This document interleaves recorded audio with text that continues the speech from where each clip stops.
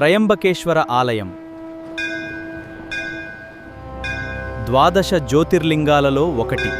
త్రయంబకేశ్వర్ జ్యోతిర్లింగం 12 జ్యోతిర్లింగాల్లో ముఖ్యమైన జ్యోతిర్లింగం మాత్రమే కాదు, బ్రహ్మ విష్ణు మహేశ్వరులు త్రిలింగాలుగా ఒకే పానవట్టంలో కొలువైన ప్రదేశం. చుట్టూ బ్రహ్మగిరి, నీలగిరి, కలగిరి పర్వతాలు, గౌతమ్ మహర్షి చేతిలో ఉన్న గడ్డి పరకలతో నిర్మించిన కుషావర్త సరోవరం, బ్రహ్మగిరి పర్వతాల మీద ఉన్న గోదావరి నది జన్మస్థానం, జటామహాదేవ్ ఆలయం, ఇవన్నీ దాగి ఉన్న ప్రదేశమే త్రయంబక్. ఈ రోజు ఈ పుణ్యభూమిని నేను దర్శించుకోవడం మాత్రమే కాదు, మిమ్మల్ని కూడా ఈ జర్నీలో కలుపుకొని తీసుకెళ్లబోతున్నాను. ఇంకేమాత్రం లేట్ చేయకుండా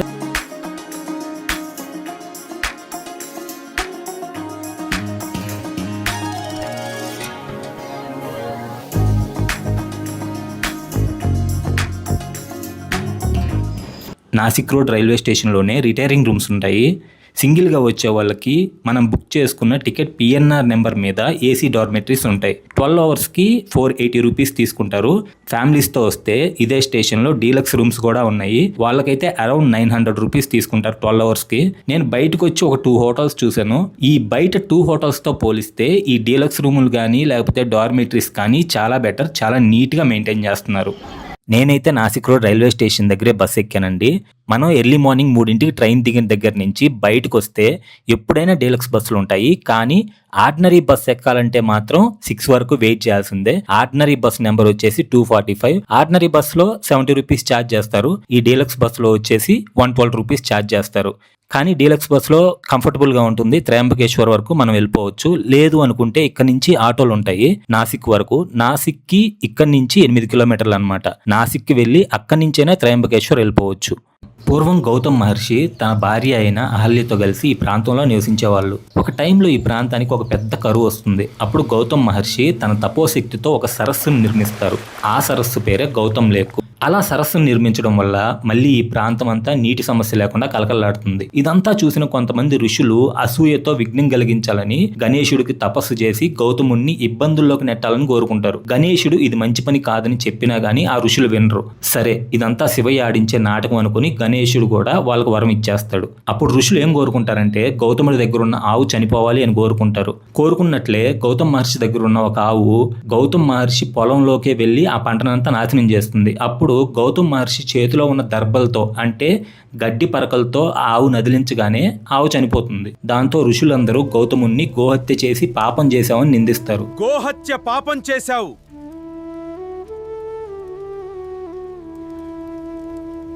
గోహత్య పాపం నుంచి విముక్తి పొందడానికి గౌతముడు తపస్సు చేస్తే శివుడు బ్రహ్మ విష్ణువు ఆది పరాశక్తులతో సహా ఇక్కడ ప్రత్యక్షమయ్యి ఏం వరం కావాలో కోరుకోమని చెప్తే గౌతముడు తన గోహత్య పాపాన్ని పోగొట్టుకోవడానికి గంగామాతను విడుదల చేయమంటాడు. అప్పుడు మహాశివుడు తన జటం తీసి బ్రహ్మగిరి పర్వతం మీద విసరగానే ఆ పర్వతం మీద గంగ పుడుతుంది. ఆ గంగనే గౌతమి నది లేదా గోదావరి నది అని పిలుస్తారు. అలా బ్రహ్మ విష్ణువు మహేశ్వరులు ఇక్కడ ప్రత్యక్షమయ్యారు కాబట్టి ఇక్కడే 3 చిన్న లింగాలుగా ఒకే పానవట్టంలో వెలుస్తారు. అందుకే ఈ లింగానికి త్రయంబకేశ్వర లింగం అని పేరు వచ్చింది. ఇక్కడ మీకు ఎంట్రన్స్ కనిపిస్తుంది కదా, చూడండి అసలు ఈ ఎంట్రన్స్ ఆర్కిటెక్చర్ ఎంత బాగుందో. చిన్న చిన్న డీటెయిలింగ్స్ తో చాలా బాగా చెక్కారు. ఇక్కడ ఆర్ట్ అయితే మాత్రం చాలా బాగుంది. ఈ ఎంట్రన్స్ దాటుకొని లోపలికి వెళ్తే మొత్తం సభా మండపం డోమ్ చూడండి. డోమ్ స్ట్రక్చర్ అయితే మాత్రం మామూలుగా లేదు. జ్యోతిర్లింగంలో నుంచి ఎప్పుడు గంగ ఊరుతూనే ఉంటుంది. 5 నిమిషాలకు ఒకసారి ఈ జ్యోతిర్లింగంలో నుంచి గంగని పూజారులు తోడుతూనే ఉంటారు. లైవ్ దర్శనంగా టీవీలు పెడతారనమాట. ఇక్కడ కనిపిస్తుంది చూడండి గంగని ఎలా తోడుతున్నారో.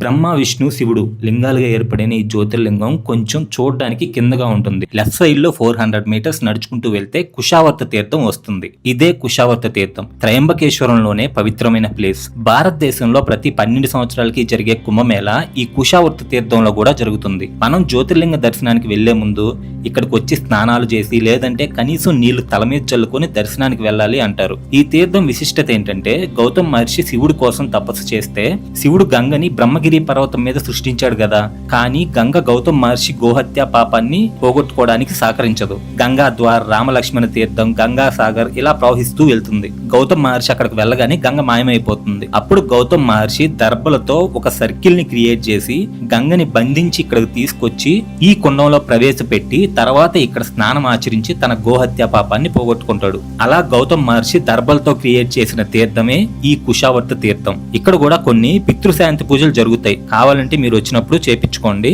సరే, ఇప్పుడు మనం గోదావరి జన్మస్థానానికి వెళ్దాం పదండి.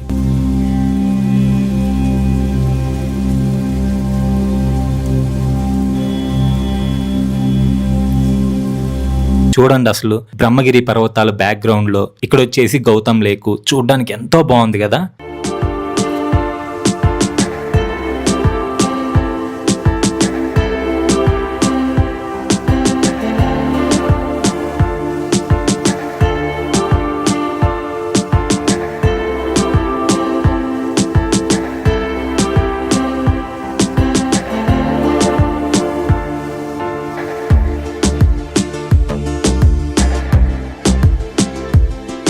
మన తెలుగు గోదావరి జిల్లాలో ప్రవహించే గోదావరి నది పుట్టిన చోటుకు వచ్చేసాం. అక్కడ కనిపిస్తుంది కదా గోపురం, అక్కడే గోదావరి నది పుట్టేది. శివుడు జటాజోటం నుంచి తైన గోదావరి నది ఇక్కడ పుట్టి అక్కడ చిన్న మండపం లాగా కనిపిస్తుంది కదా, అదే ఎగ్జాక్ట్ గోదావరి నది పుట్టే ప్లేస్.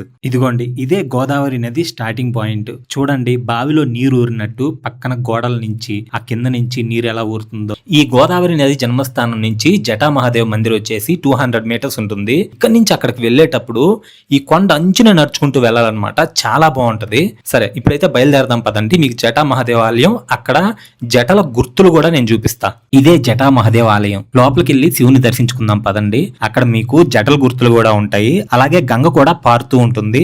మహాశివుణ్ణి దర్శనం చేసుకోండి. మొత్తం బిల్వ పత్రాలతో కప్పబడి ఉన్నాడు మహాశివుడు. నాకైతే తీపుత్తి కాలేదు. సరే, అక్కడ మీకు పక్కన చూడండి, రాతి మీద మహాశివుడు జటల గుర్తులు ఎలా ఉన్నాయో, ఈ రాతి మీద మొత్తం కూడా జటల గుర్తులు ఉన్నాయి. అలాగే కొంచెం ముందు చూడండి, మనం ఎక్కడైతే గోదావరి నది జన్మస్థానంలో చూసామో ఆ గోదావరి నది ప్రవహిస్తూ ఇదిగోండి ఇక్కడ కూడా పారుతుంది చూడండి. ఈ జటా మహాదేవ్ ఆలయంలో కూడా పారుతుంది చూడండి. వీడియో నచ్చితే లైక్ చేయండి, గౌరీశంకర్ జీడీకే ఛానల్కి సబ్స్క్రైబ్ చేయండి, ఈ వీడియోని షేర్ చేయండి. హర హర మహాదేవ్.